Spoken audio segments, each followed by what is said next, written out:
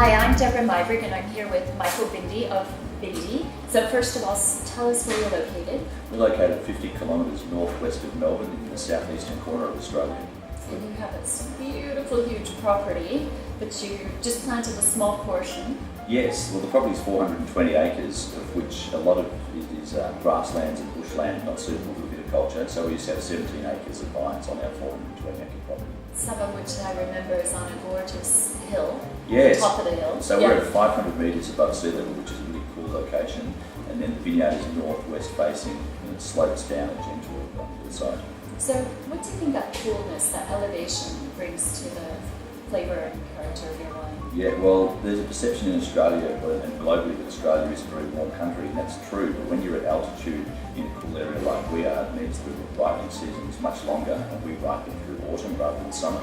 So we get very cool nights and moderate days, which is very good for acid retention and the development of fine, delicate flavours. Okay, and I noticed that you're planting a bit differently recently. You're putting in some vines that are quite densely spaced compared to previously. Why is that? Well, we've done 26 vintages of Bindi on our conventional 3 metre spacing by 1.2, which is 2,500 vines per hectare. And we feel that we've had a level of success to this point, but we want to know in another 25 years' time how good can we be.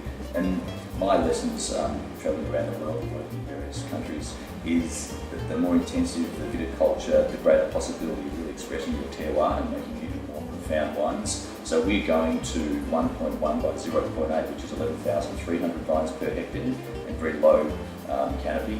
And the idea there is to reduce crop per vine, to get competition between roots, to drive them down deeper, to get a buffering of the effects in the vineyard side from the sun and the wind, and to really concentrate the fruit and see if we can make more intense, more complex, more age-worthy wine.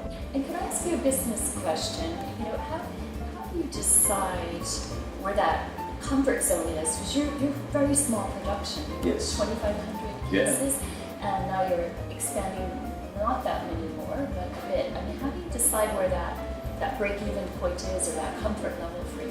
I think you have to work out who you are and what you are in any business, but particularly a wine business. And we've been very determined in focusing on quality. So everything we've done from the vineyard side to the viticulture to the winemaking to the presentation in the marketplace has been about quality. So very low yields, very careful management of the vineyard, careful winemaking of course. So we've strived to make a really high quality wine and communicate that to the marketplace and get a price that's sufficient. If we were getting a quarter of the price at a quarter of the quality, we would have to make probably 8 times the volume to end up where we are. So for us it's a real balance of who we want to be, the quality that we make, and then that overall turnover. But some years we have such small crops it's really difficult, and other years we get 2 tonnes the acre and it's a good business, so we have to balance all of those things. But our focus always is to be really good, not to be big. Are there any challenges you're facing at the moment? Anything concerning you? I think the biggest one at the moment is the shift in climate that we've seen. We've certainly seen milder winters, therefore bud burst comes early and that puts us in the frost zone. So we have some frost protection in the vineyard, but there's definitely that adjustment to the growing season, and the summers have been drier and less rainfall. So we have the option to irrigate because we have some dams on our property, and some years we do, some years we don't. But to my mind there's no greater watering of the vines than natural rainfall. So if we get natural rainfall, I think it sets up a much better season than using irrigation. So I think the dryness and the shifting temperature has been important. Interesting.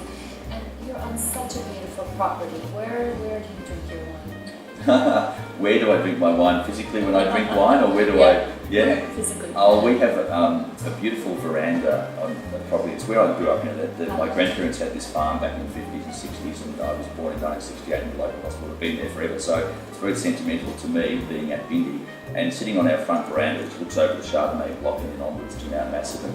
That's the most beautiful spot for us to sit and enjoy a glass of wine with friends and family. Oh, it sounds blissful. It is. And instead today I will sit here and enjoy your wine. So Excellent. thank you so much. Thanks so much.